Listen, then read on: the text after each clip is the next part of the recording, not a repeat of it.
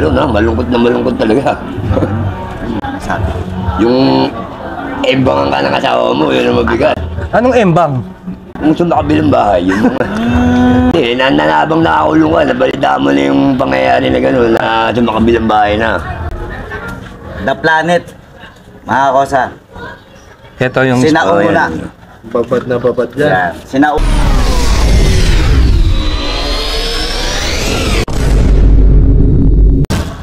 Yun, no? Saan punta galing? Mga kosa, ganito kasi. Medyo na-alarma kasi ako kasi may nabalitaan ako patungkol kay Mayor Enan. Hindi ko alam eh. Hindi daw makausap, tahimik, parang alalim ng iniisip.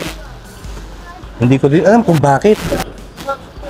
Ano kaya ang pinag-iisip niyan? Nagmumukmuk lang daw siya isang tabi. Siguro, mas mabuti alamin natin kung ano ang hinihimutok niyang mayor na yan. Puntahan kaya natin. Mayor! Where are you? Ayun! Bosyo. Yun! Pala yan. Ayun nga eh. May balita kasi eh. Masyado ka daw ano. Hindi kasi, Mapag-isa. sama ng gising ko, sa totoo lang.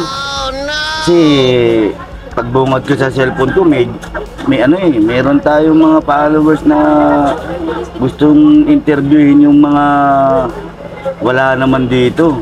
Pero, yung isa, pwede kong kausapin yun. Yan ba yung pinuputok ng butchi mo? Oo kasi... Kung nakakulong, tsaka hindi naman natin kilala yan. Kilala mo ba yan? Kilala ko to. Isa rin sa mga nire-respetong tao to. So, sino dyan yung kilala mo? Kakipangalanan nga yung dalawang binabanggit yan. Hindi kasi, yung isa kasi si paring Junior Buang eh.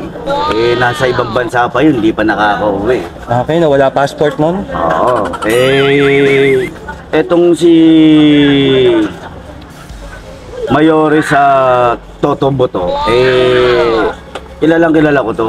Isa sa mga nire-respeto to. Kaya kong kausapin to. Kaya na. Interviewin natin to. Yan yung hinihimutok mo. Gusto mong bigyan sila ng patunay na kaya natin puntahan yung binabanggit nilang pangalan. Ganun na nga eh.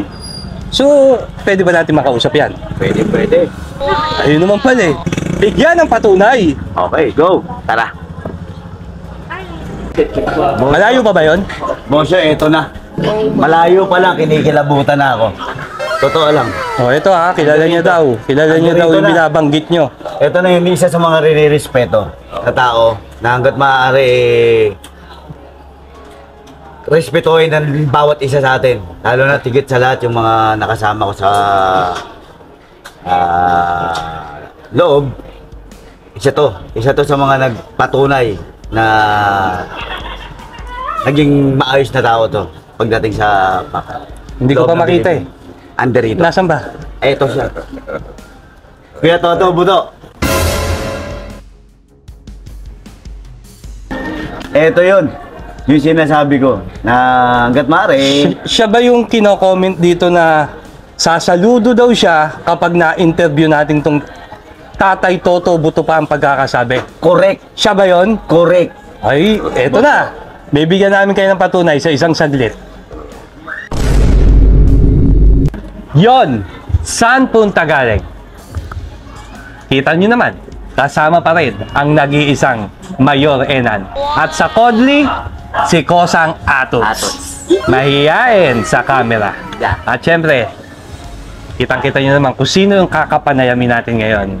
Ito yung isang komento ng ating masugid na taga-subaybay na ang sabi niya dito kasi boss, ako'y sasaludo sa inyo kapag na-interview nyo si Paring Junior po at si Tatay Toto Buto. Yun yung, so, kayo si Tatay Toto Buto. O, ito na, bibigyan kayo ng patunay at ito na, saludo ka na, isang kamay muna. Maludo ka muna na isang kamay. Wish granted. Boss, unang tanong dito is magpakilala ko muna sa ating mga manonood. Maganda nga po sa inyo mga kosa, mga giliw na manonood ng vlog na to, di ba? Ako nga pala si Toto Buto. Woo! Eto na yun. Eto na, di ba? Toto Buto. Yan. Advisor Toto Buto. Advisor. Nung ako kasi, nung nakomit ako dyan sa Parañaque, siya na yung naabutan ko advisor. Bosyo. Yes. Advisor, talagang tawag. So, kilala mo si... Yes. Ngayon, kuya to, tanong ko lang. Yung bang kinasungkutan mo sa pagkakakulong mo ano ba naging kaso? At ilang taon ka na kulong? Yun? Dalawa. Isang anti-highway robbery at homicide. Highway robbery at homicide. So, kung pakikinggan mabigat yon. Yo, Talagang highway robbery mabigat na talaga yun. ituloy mo na yung susunod na tanong. Ilang taon yung pagkakabuno mo doon? Bali, dalawang kaso yun di ba? Pareho kong natinamaan doon. Ang ginawa ang sentensya ko sa homicide, 8-14. Tapos sa anti-highway robbery sa 8. Pero nung dumating na Muntinlupa, nagbago yung sentensya ko noon. Dahil siyempre sa Muntinlupa may mga batas na gano'n. Iba ina-aggregate. Napunta ako sa 14 years definite. Ibig sabihin definite. Ang ibabawas na doon yung GCTA mo na lang. Kumbaga 2 buwan, 1 taon, gano'n. Sa kada isang taon, 2 ba na ibabawas? Bale, yung 1 taon mo pumapatak na 10 buwan, gano'n. Okay.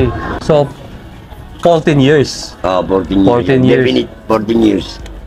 Ang tagal. Ang tagal. Marami kang nasayang na pagkakataon. At panahon. Sa loob ng Bilibid. Advisor, tanong ko lang din na saan ka ba namahay? Mga panahon na ikaw ay naibiyahe? Siyempre, hindi sa number 1 pangkat sa buong mundo, sa Sputnik. Yun, sinasabi ko. Yun ba yung number 1? Oo. Sputnik. Shout out Yun. sa lahat ng natin dyan. kakosang Sputnik dyan. At sa lahat na rin ng pangkat sa buong Pilipinas, shout out sa inyo lahat. Bilang namahay ka sa sinasabi mong pangkat na Sputnik, maaari ba, Boss Toto, na ipakita mo sa amin na ang patunay na ikaw ay kasapi ng Sputnik? Yung tatakok. Ito, Tatak. dito. Yun ang sinasabi ko. Ayan, Ayun. The Planet, mga kosa. Ito yung Sinauna. Babat na babat yan. Yeah. Sinauna. Ito. Wow, ayan. May patunay na. Si Sputnik. Rektay na natin ang pag-i-interview.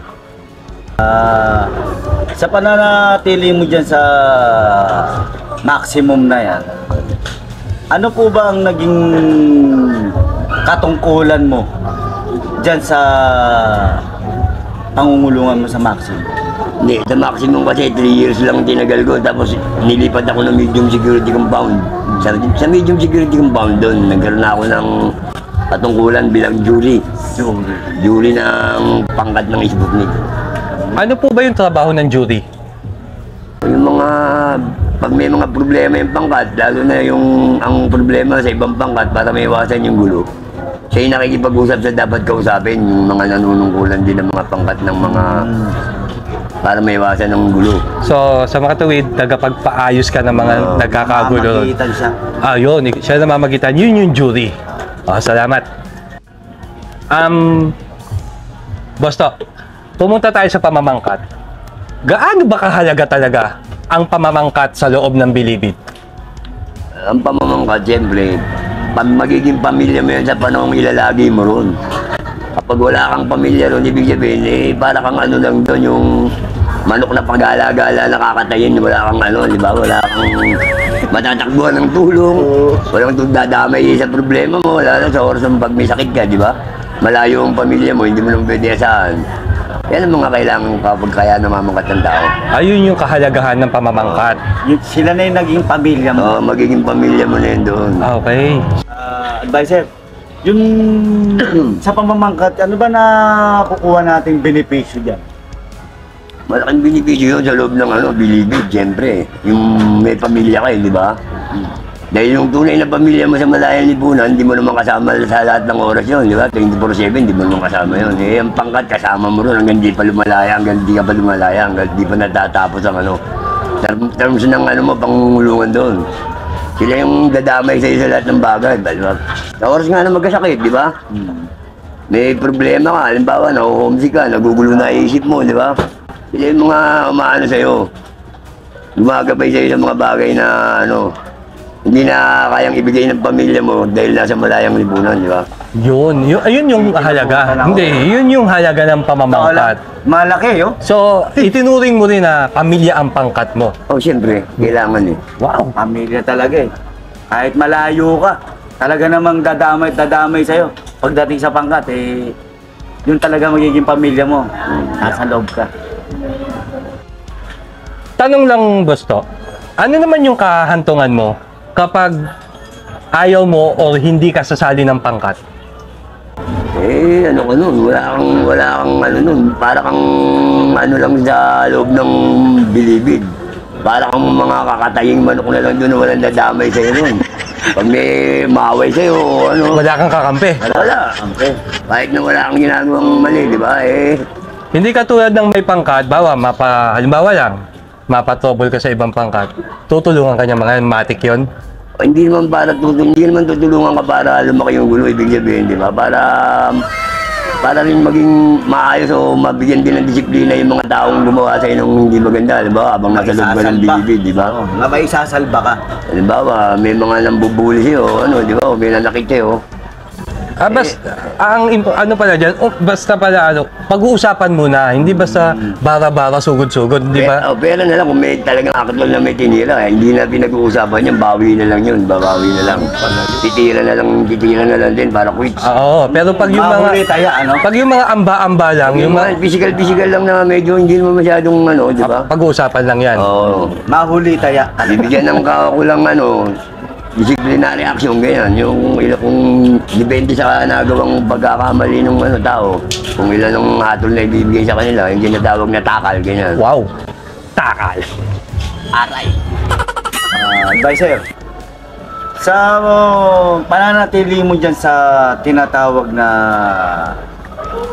bilibi, nakasaksi ka na ba ng talagang yung riot o anumang kaguluhan sa loob? Maraming beses na. Katulad ng ano? Yung mga talagang nagsasaksakan sa gitna, ganyan. Yung mga, di ba? Mga nagsusumpakan. Hanggat hindi naawat ng mga empleyado yun, hindi talaga titigil yun. Ano yun? Literal na magkakalabang pangkat? O Oo. may magkakapangkat mismo na nagtitirahan? Hindi, magkakalabang pangkat yun. Talagang pangkat talaga. talagang Bawal na bawal sa inyo yung mag-away kayo bilang magkakosa? Bilang magkapangkat? Oo, nasa patakaran ng pangkat yun eh. Bawal yun. Oo, bawal. So yung nakikita mong kaguluhan dun, boss, talagang pangkat sa pangkat yun. Oo, yun, ano na yun, riot na yun eh. Ano, ubusan talaga ng hininga yun? Hanggat hindi naaawat ng empleyado, talagang mag-uubusan yun. Ano itong pinaka, question lang, napasali ka ba dyan? Hindi.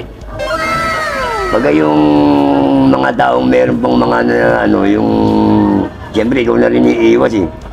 Pag merong pamilya kong maasa pa sa laya, di ba? sinasabi ko, merong disiplina. Oo. Pero may mga taong nakatalaga talaga sa ganyang bagay, yung mga tawagin mga asintado. Asintado. Diyan na sila nakalaan talaga sa ganyan labanan. Pag may ganyang problema, sila yung mga ano talaga dyan, umaaksyon, yung mga tinatawag na asintado. So hindi obligado na porkit ka pangkat kapag nagkagulo, kailangan kasama ka. Hindi obligado yon. Hindi, ayaw nila ng gano'n. May mga nakatalaga talaga dyan. Okay. Hanggat maaari, iingatan ka ng mga ibang nanunungkulan na ano. Ang sarap ng samahan na ganun. Hindi ka talaga ipapahamak. Depensa pa. Oh, kaya nga may katulad ng sinasabi niya, may asintado. Mayroong taong nakatayo para doon. Oo. Kayo, may pag-asa pa kayo, may pamilya pa kayo, hindi kayo ganun pala yung mga patakaran doon, boss, no? Ang galing. Kuya To, sa tagal mong napiit dyan, nakaranas ka ba ng kalungkutan? Meron na, malungkot talaga. Ano yung nasabi? Yung embangan ka ng asawa mo, yun ang mabigat. Anong embang? Kung sa makabilang bahay, yun mga... Yung pagpasok mo, may asawa ka, paglaya mo, wala ka na asawa, parang ganun ba? Hindi, nanabang nakakulong ka, nabalita mo na yung pangyayari na gano'n, na sa makabilang bahay na. Napakasakit ng mga ganung balita. Masakit talaga yun, masakit. Hindi mo na malaman kung anong gagawin mo sa buhay mo. Bukod doon, ano pa yung ibang lungkot na nararamdaman mo? Kasi number one lang naman lungkot na mararamdaman mo talaga, lalo na pag pamilyado ka, kung di yung pamilya mo, di ba? Yes. Ngayon, kung binata ka naman o wala ka naman pamilya, siguro kasiyahan lang ang nakakaano sa'yo. Yun lang namimiss mong ganun bagay, mga ginagawa mo nung nasa malayang lipunan ka, di ba? Pero ang totoo, ang Bilibid, puro kalungkutan. Malungkot talaga sa Bilibid, walang taong masaya ron. Nagpapanggap na lang yun, siyempre. Nakakulong ka kasi. Oo. Hindi mo karamay. Hindi mo Kasi yung kasama. pakiramdam nung nakakulong lalong-lalo na kapag nasa Muntinlupa ka na parang ano, yung pinagkaitan ng Panginoon ng ano, di ba? Ng lahat ng bagay, puta parang minsan magagalit ka pa nga sa Diyos, di ba? Parang ano eh. Dahil bakit ganun ginawa nangyari sa buhay mo, di ba? Na-desisyon. Habang nandurong ka, habang may mga panahon na binubuno mo yun, hindi mo mawala sa isipan mo yun, lalo sa oras ng pagtulog. Kasi isipin mo, pamilya mo, kada matutulog ka na sa gabi, hindi ka agad-agad makakatulog kahit pagod na pagod ka. Siyempre, yung isip mo naglalakbayan. Ang nakakulong lang naman sa'yo, yung... Katawan. Yung spiritual, yung physical mo sa loob ng Bilibid, malaya. Kung ano yung ginagawa sa laya, basketball, ganyan, o ano, maliban lang sa inom-inom o ano mang bagay na ginagawa mo nung nasa laya ka, tulad ng pamamasyal, panonood ng sine, di ba? Pag-iinom-inom na ganyan, o ano. Happenings. Pero yung physical na sinasabi, pwede kang maligo sa ulan habang muulan, pwede kang mag-basketball, di ba? Pwede kang magtrabaho, pwede kang mag-exercise, mag-jogging, di ba, sa umaga. O nagagawa yon. Oo, malaki yung compound ng ano eh. Malaki yung compound eh. Pero yung lungkot sa isip talaga. Yung lungkot, dumadating na sa oras ng talagang matutulog ka na, hindi mawawala yan. Panandalian lang yung araw na Oo. hindi mo maiisip. Pero pag yung higa ka na, Oo. ayan na. Basta Kasi pagka nagsosolo ka na, yung nag-iisa ka na lang, wala ka ng kalubilo na ganyan. Talagang ando na yun. Yun na unang masasaksak agad sa utak mo nun. So, malungkot talaga. No? Malungkot, malungkot. Boss, ang tingin kasi sa inyo ng mga tao sa lipunan, matapang, palaban, siga, walang inuurungan. Yan ang literal na tingin ng mga tao sa lipunan sa mga taong galing ng Bilibid. Ngayon, ang tanong ay ganito. Nung nasa Bilibid ka ba, ikaw ba ay umiyak din? Siyempre, iiyak ka kaya lang. Siyempre, hindi mapapakita sa tao. Pero hindi iiyak ka, hindi pwedeng hindi. Sarili mo lang talaga. Oo, talagang hindi pwede, walang matigas ang loob nun. Iiyak at iiyak ka, hindi pwedeng Yun ang hindi. sinasabi ko sa Talaga, Kahit sinong tao, kahit politiko, kahit mayaman. talagang yung iyak mo talaga, yung itatago mo na lang. Oo, talagang itatago mo na lang, magkukumod ka na lang, parang hindi ka lata, di ba? Saka mo na lang ang kumod Kahit mo. sabihin mong ikaw ay nakapatay o ano naman, anong ginawa mo sa kaso mo, talagang ubot ka ng dami ng tato. Pagdating pala sa kulungan, talagang iiyak ka. No? Oo. Talagang babagsak talaga. Kung wala lang talaga mga ganong pakiramdam sa loob ng Bilibid, yung mga nabaliw na ron. Talaga hindi na nila nararamdaman yung mga ganong bagay. Paano nabaliw? O nagbabaliw-baliwan lang. Maraming talaga nabaliw, di ba? Talaga literal. Kaya iisip yun. Oo. Lalo na pag yung kasong yung pang pamilya, ba? Pinatay mo, ano mo yung set sa membro ng pamilya mo, ano ba tawag sa kaso na to? Ano? Ba, nanay mo, napatay mo, Oo. tatay mo, napatay mo, anak mo, napatay mo, may ganyang mga kaso. Yan ang kadalasang ano, bumibigay ang isip. Talaga, yung marang nababaliw na sila. No? Nababaliw na talaga kapag konsensya pumapatay sa kanilang konsensya.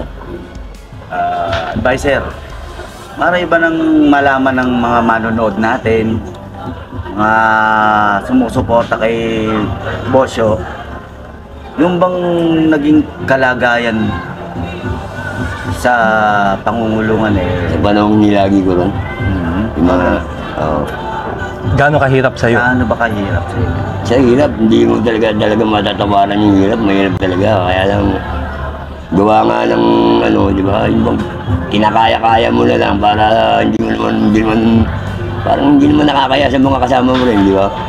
Pero talagang mahirap. Tulad na nga sinasabi ko, lalo na pag pamilyado ka, di ba?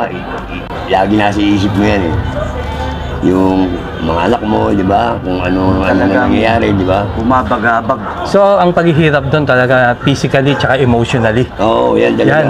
Pagka nagsabayan, nako, marami nagaganon talaga. Bibigay at bibigay So, talaga. talagang napakahirap. Naniniwala akong mahirap ang mabilibid. Kaya kayo, kung gusto nyo, Gusto niyo ba? mawala sa wisyo. Advisor, Toto, Buto. Eto mga kosa. Magtatanong tayo ng konti lang. Advisor, tatakalang ka na ba? Ouch! Hindi ako nakatikim ng takal nung panahon nilagi ko nung haba ng panahon nilagi ko nung kahit pa paano. Siyempre, gawa ng siyempre, pag marunong ka sumunod sa mga patakalan tsaka sa mga nanunungkulan, hindi ka para malagay sa ganung bagay. Kay Inam, magaling, marunong. Mahusay. Kaya nga ang pakikisama, tol.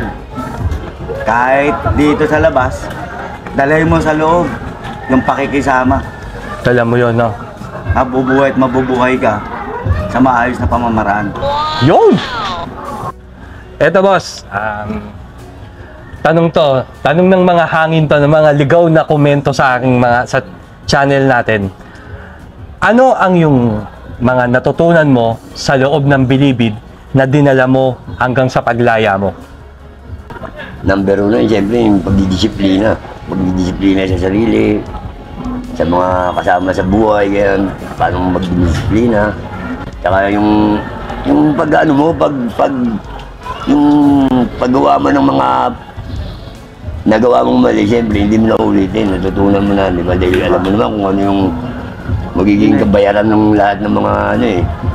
So, nung panahon pa lang sa laya ka, hindi mo pala alam yung salitang disiplina. Wala. Pero nung time na, May pamilya na talaga. hindi, nung time na napunta siya sa bilibid, ay doon mo na na-realize na kailangan mo magpakatino, maging disiplinado. Sumunod ka. Bilibid ang nagturo sa'yo nun. Oo, yun. Yan Kaya ang sinasabi. tinuro ko rin sa mga nakasama ko nung mga panahon na muli akong bumalik sa loob ng ano, kaya lang jail na lang, sa mga jail na lang ngayon. Magsisi sila. Oo, paano yung tamang disiplina sa sarili sa loob ng kulungan, pagdidisiplina sa tao, gano'n. Iba talaga pagka matatandaan maano natin eh. Hindi, iba yung Meron talagang hugot nila, yung Oo. talagang naranasan at natutunan nila sa bilibid. Masarap pakinggan eh. Kasi dito sa laya, hindi mo matututunan yun eh. Kasi dito mali. Oo. Kahit mali ka, Oo. walang Pipilit mo eh. Hindi, walang parusa. Eh sa bilibid, pag nagkamali, Mali ka, oo. may takal. Dito, kahit okay lang yan, wala namang magagalit eh. Wala namang mag-aano sa akin eh. Pero sa bilibid yun, nadala niya yun sa laya. Oo. Kaya pumino si Kuya Toto Buto. Isa sa kilalang tao dito sa amin, sa lugar namin na to. Wow! Kuya Toto. Advisor, ano may bibigay mong advice sa mga kabataan na naliligaw, Yan, naliligtas? yan. Mga bata ngayon, totoo lang, mapupusok eh. Takot nga ako eh. Diba? Ano mo may bibigay mo at may papayo mo sa kanila? Yan, ang dami nila eh. Dun sa mga kabataan sa panahon yun, Makinig ha, makinig. hanggat hindi pa dumarating yung punto na napupunta kayo sa lugar na yun, ang gawin ninyo, umiwas na kayo sa lahat ng bagay na hindi mapabuti, di ba? Yung, Sinasabi. ang tama. Makinig kayo sa mga magulang nyo. Doon naman sa mga may pamilya na yung pamilya nyo na lang asigasuhin nyo, di ba? Kasi pag nakulong ka, puta yan, pamilya mo lagi nasa isip mo. Pag nandito ka sa layan, hindi mo hindi pamilya mo. Tama. Yun yung The best, sinasabi. the best. Pag nandun kasi sila, no, tsaka nila, pamilya ko, namimiss ko na. Pero nung nandito sila, binabaliwala nila. ganun. Oh, The best. Grabe. Kuya Toto Buto. Grabe. Yung nag-request ha, Ano na? ito, si Kuya Toto Buto. Ang galing. Ang galing. Panoorin mo. Ang galing. Maraming salamat, Kuya To, ha? Okay. Ops! Baka akala nyo nakalimutan ko to. Hindi ko to makakalimutan. Sa City Jail may tinatawag na kamatis ng palasing-singan ni Palasing-singan, eh. sa maximum, ang sabi ni Mayor Joey is donut. Ito na. Nililikuran daw ang mga kapwa kakosan nila kapag nagiinit ang mga kanilang katawan. Naranasan mo ba yung ganon? Bosto? Hindi, yung mga barako, tawagin mga barako gumagawa yun. Hindi. Ayun naman depende sa tao na yun, yung mga ganun. So, hindi na... Walang persahan na nangyayari. Okay. Hindi na pasukan ng palasingsingan. Ay, putang yan yan. Mahapdi yun!